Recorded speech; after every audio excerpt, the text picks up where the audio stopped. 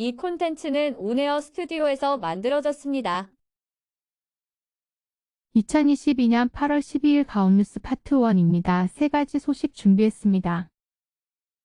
첫 번째 뉴스는 대법원이 김학의의 뇌물수수 혐의도 무죄로 확정했습니다. 뇌물수수 혐의도 아주 대단한 검찰 권력입니다. 두 번째 뉴스는 8월 1일부터 8월 10일까지의 무역수지가 적자인 걸로 나타났습니다. 전달 7월보다 적자 폭이 확대됐습니다. 그렇습니다. 맥윤 147의 능력반 문제입니다. 기대 없습니다. 세 번째 뉴스는 코로나 위중증자가 늘어서 이틀째 400명대이고 확진자가 13만 7,241명입니다. 11일 발표 기준입니다. 과학방역은 없습니다. 마스크는 필수, 접종은 각자 도생입니다. 첫 번째 뉴스입니다. 대법원이 김학의의 뇌물수수 혐의도 무죄로 확정했습니다. 짜증. 성접대 의혹과 관련해 처벌을 피한 김학의 전 법무부 차관이 5번의 재판 끝에 남아있던 뇌물수수 혐의까지 무죄를 확정받았습니다. 대법원은 오늘 김 전 차관의 뇌물사건 제3고심에서 무죄를 선고한 원심 판결을 확정했습니다. 앞서 김 전 차관은 지난 2000년부터 건설업자 윤중천 씨나 사업가 최모 씨에게서 직무와 관련해 금품과 성접대 등을 받은 혐의로 재판에 넘겨졌습니다. 지난해 6월 대법원은 별장 성접대 등의 뇌물 혐의에 대해서는 무죄와 면소를 확정하고 다른 뇌물 사건은 최 씨 진술의 신빙성 등을 다시 살펴보라며 원심을 파기했습니다. 서울고등법원은 지난 1월 파기환송심에서 최 씨의 진술이 일관성이 없고 검사의 회유나 외압이 없었다는 게 명확히 증명되지 않았다며 징역 2년 6개월과 벌금 500만 원을 선고한 원심을 깨고 남은 뇌물수수 혐의까지 무죄를 선고했습니다. 재행장 이런데도 무죄.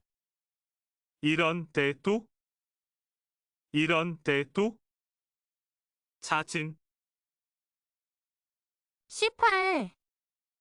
두 번째 뉴스는 8월 1일부터 8월 10일까지의 무역수지 적자가 예상됩니다. 전달 7월보다 적자 폭이 확대됐습니다. 이달 들어 10일까지 수출이 1년 전보다 20% 넘게 늘며 증가세를 이어갔습니다. 그러나 수입액 급증으로 5개월 연속 무역 적자를 낼 가능성이 커졌습니다. 관세청은 8월 1일 10일 수출액이 156억 8,800만 달러로 지난해 같은 기간에 견조 23.2% 증가했다고 11일 밝혔습니다. 이 기간 조업 일수는 8.5일로 지난해보다 하루 더 많았습니다. 이를 고려한 하루 평균 수출액은 8.7% 늘어났습니다. 수출 품목별로 석유 제품, 철강 제품, 승용차, 자동차 부품 등이 증가했습니다. 국가별로는 미국, 유럽연합, 베트남, 싱가포르 등에서 증가세를 보였습니다. 반면 반도체와 대중국 수출액은 각각 5.1%, 2.8% 감소했습니다. 수입액은 233억 6,500만 달러로 지난해 같은 기간에 견조 34.1% 늘었습니다. 원유가 50.1% 급증했고 반도체, 가스, 석탄 등도 수입이 크게 증가했습니다.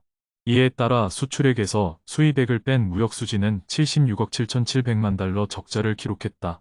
지난해 같은 기간보다 적자 폭이 확대됐다. 지난 4월부터 이달까지 5개월 연속 무역적자를 기록할 가능성이 커진 셈입니다. 5개월 내리 무역적자가 나는 건 2007년 12월 2008년 4월 이후 처음이다. 이달 2일 10일 중국과의 무역수지도 8억 9천만 달러 적자를 기록했다. 대중무역수지는 앞서 지난달까지 석 달 연속 적자가 이어졌습니다.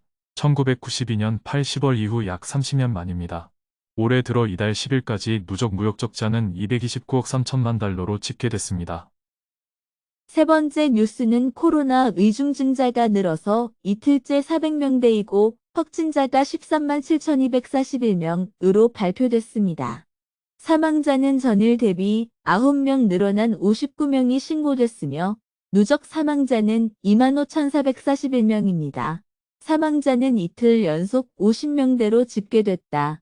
80살 이상이 33명으로 가장 많았고 70대가 11명, 60대가 9명, 50대가 4명 발생했다.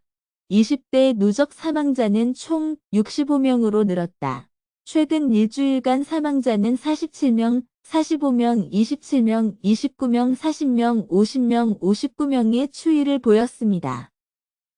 오늘 파트 2는 없습니다. 안 졸리나 했는데 졸리. 우리에게 평안,